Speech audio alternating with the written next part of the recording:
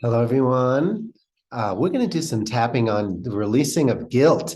And A Course in Miracles doesn't have a lot of good things to say about guilt.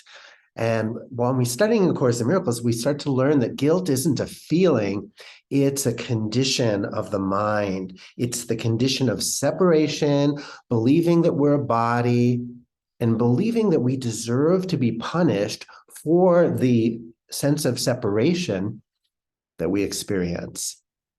And we're just, we're so innocent, you know?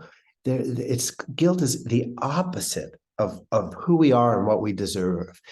So those of you new to tapping, just tap where I tap and repeat the words that I say.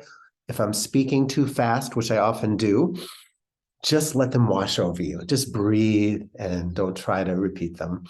Got a really special surprise at the end of this tapping session. But for now, think of something you feel guilty about. It could be as simple as, oh, I don't call my mother enough, or, it usually has the word enough or should in it, like you're not obeying the rules of the world, or, doing your exercise or doing something that's supposed to be good for you. And you start to really feel guilty or just beat yourself up for not being the person you think you should be. And that's the key. So you got something? Got something bubbling up? Okay, so we're going to go from guilt to innocence, our original, eternal innocence. Tapping on the side of the hand. Even though I sometimes pretend to be guilty, I choose to love and accept myself just as I am. Even though I sometimes pretend in a convincing way that I am guilty, that I deserve punishment, that I shouldn't be blessed with all of God's love and all of God's gifts because I'm doing something bad, doing something wrong. Even though I sometimes have those thoughts and feelings, I choose to forgive myself for pretending to be guilty.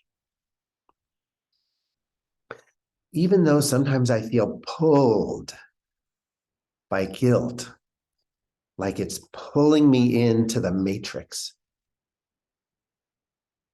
And it's a pull that I sometimes feel I can't resist, that I can't do battle with, that I can't let go of.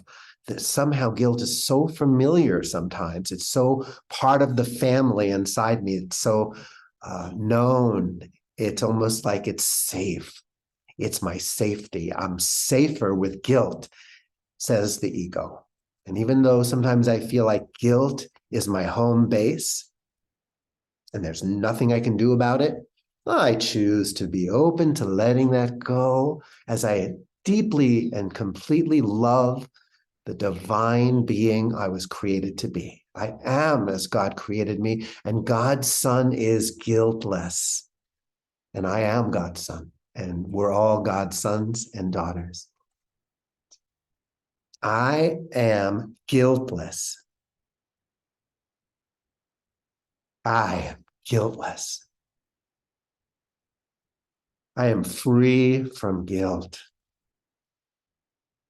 basking in the glow of innocence. And as I say these words, part of me remembers and understands and appreciates and accepts my divinity, my original eternal innocence. And maybe there's a part of me that says, no, I'm not ready for that. I'm not good enough. There's something wrong with me. I'm not doing it right. I'm not a good Course in Miracles student. I'm lazy. I haven't done my lesson today. Just let that voice speak. We're just going to let it speak and forgive it and even laugh at it. Thank you for sharing, guilt. You're so good at collecting evidence for my prosecution. You're such a good prosecuting attorney. And I don't need a defense attorney because in my defenselessness, my safety lies. I'm already innocent. I'm going to just walk out of this courtroom and skip and dance, take off this tight courtroom attire I've been wearing, put on my fun clothes, and express my innocence. I deserve all of God's goodness. I am one with all of God's goodness. By grace, I live. By grace, I release the guilt in my mind. And releasing it on a cellular level, any place in my body that I've been holding guilt, any place in my subconscious where I've been believing I deserve criticism, punishment, violence, abuse, scarcity, all of that. I'm letting it go. I deserve nothing but joy and peace and beauty, just all the goodness. Just letting go of unworthiness on a cellular level, letting it go from my breathing. Maybe I've been breathing in a way that doesn't allow me to experience my divinity, not taking deep breaths, as if I'm unworthy of life itself. Ridiculous! I'm waking up from the matrix. I'm waking up from the guilt. I'm owning, breathing, and moving this body as an expression of innocence. Guilt be gone. Bye-bye. Thank you for sharing. Thank you for daring to confuse the hell out of me. I am no longer confused. I am no longer abused by my own ego mind, because I'm coming out of time, recognizing I'm divine, knowing everything's fine, turning water to wine, drinking from the cup, filling myself up in body, mind, and spirit. Take a deep, joyful, grounded breath. Breathe that in to your cells, reminding your cells that all is well. And I have a treat. For those of you that want to stay a little longer, you're going to love it. But before I share this, I want you to know that if you ever want a private session virtually, they're so special and powerful. And I am so honored to serve people all over the world. And there'll be information in the information box about how you can get a hold of me. So this is a poem I wrote, or it came through me. It's very much like Dr. Seuss. I have been accused of being the spiritual Dr. Seuss. This is from a book called Oh, the Places Your Ego Will Go. And you can get it on Amazon by Scott Grace, who happens to be me. Last time I checked my birth certificate. So, how the guilt stole Christmas. There's a teacher inside you who teaches you lessons. His favorite word should is a sign of his presence. He shoulds on you till you're so deep in depression, you do things that make your priest gasp at confession. The teacher is guilt, and he's doing his best to whip you in shape so you'll be a success. When he thinks you screwed up, he will whip your behind the way jockeys whip horses to quicken their time. He's the guilt that stole Christmas, your personal Grinch, and he'll take a whole mile if you give him an inch. He lives in your basement, that's where he resides. Alone in the darkness, he schemes and he hides. So let's grab a light and head down to the cellar to expose and illumine this cagey cave dweller. Because most of us do not become motivated. Oh, when guilt's on our case, we just want it sedated. So we smoke or we drink to drown out the noise, or become busy worker bees, good girls or boys. Straight A's, nothing less in your quest for perfection, in the hopes our achievements can win God's affection. But God always gives you a standing ovation, adoring you with the most pure adoration.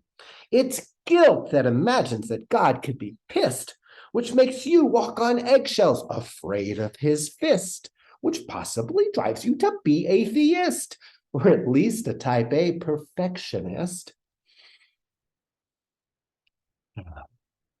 You can just tap. If this is bringing up feelings for you, tapping will be wonderful. Remember in school when you got your first B and you felt like you failed somehow miserably? It's guilt that thinks misery leads to prevention and for your own good sends you straight to detention. And in that detention, he hopes you will suffer enough that you'll be that much wiser and tougher. It thinks it's serving some valuable service by rushing to judgment and making you nervous. But guilt's not like conscience, regret, or remorse. Those teachers teach gently, while guilt uses force. What's wrong with you, madam? And of course, shame on you, sir. Guilt thinks he's your teacher, but he's just your abuser. Now, guilt can arise from so many sources. Let's name just a few as a matter of courses. There's guilt from religion, original sin, humanity's birth defect, pass me the gin. There's sexual guilt when you've done the naughty, or sometimes there's guilt when you've just had the thoughty. There's parental guilt that's installed by your folks who hope to protect you and teach you the ropes. There's guilt when you've gained weight and gotten too curvy. There's no end to the reasons you could feel unworthy. Now, if you are Catholic, guilt can be addressed in a booth once a week. Hail a cab and confess. I should change that to Uber. And if you're not Catholic, you still can unload. So you pay a good shrink so your head won't explode. Because when you keep guilt in a dark, secret place, your head swells until it blows up in your face. That's why we nickname our therapists Shrink. They help us deflate all the hot air we think. And if you can't pay for a counselor to hear you, you ask a good friend just to listen and cheer you. Then they take a turn and sing like a canary, and you welcome their truth like you're their truth fairy. And then guilt takes a hike without a single Hail Mary. Now, when you've got guilt, you are on your own case, and your head's like a courtroom, a humorless place. The district attorney presents your trespasses as if he was wearing a dark pair of glasses, glasses that block out your goodness and light. He's your prosecution, and he might win the fight. Not so fast, says your diligent defense attorney, as he outlines the good things you've done on your journey. Objection, objection, the DA protests and presents more proof that in truth, you're a mess. And on these attorneys, they fight all night and all day and all night, both trying their best to be heard and be right. And when they cross-examine, battle, and spar, they both have no clue of the true you are. Because the you down in Trueville is never on trial. Underneath your adult, there's an innocent child whose report card, in truth, has no guilt to report. Your case has been settled and laughed out of court. There's no judge or jury, and it's starting to dawn. Being stuck in your head is not where you belong. So you start tuning out all the static and noise and start tuning in to what brings you more joy. You take off the tight, stuffy courtroom attire and slip into whatever your heart might desire. Your heart, not your head, is now leading the way, which leads you back to church from your childhood days. The priest in the booth says, "My child, where have you been? It's been years. I am ready to hear some new sins." But nothing prepares him for what he hears next. It's more blasphemous than the scandalous sex. "Father, forgive me, for I've been pretending that something was wrong with me that needed mending. I thought there were hoops that I must jump through first before being happy and knowing my worth. And now I am finding my treasures on earth are here in my body, my temple, my church. Oh, the moments I missed and the joys I denied me to atone for some guilt that I thought had to guide me. But I'm off of the cross now and finally can say, I confess that I'm innocent. Goodbye and good day." And the priest, he's astounded, he's shocked and tongue-tied as you exit the booth before he can reply. There's a bounce in your step as you let out a because the space in your head is at last lawyer free. You know you're still human and will make mistakes, but oh, what a joy to be off your own case, and simply because you are taking up space. You know that you're worthy of love and of grace. Simply because I am taking up space, I know that I'm worthy of love and of grace. Have a graceful, guiltless rest of the day and have a lifetime of fun. If I can help you, let me know.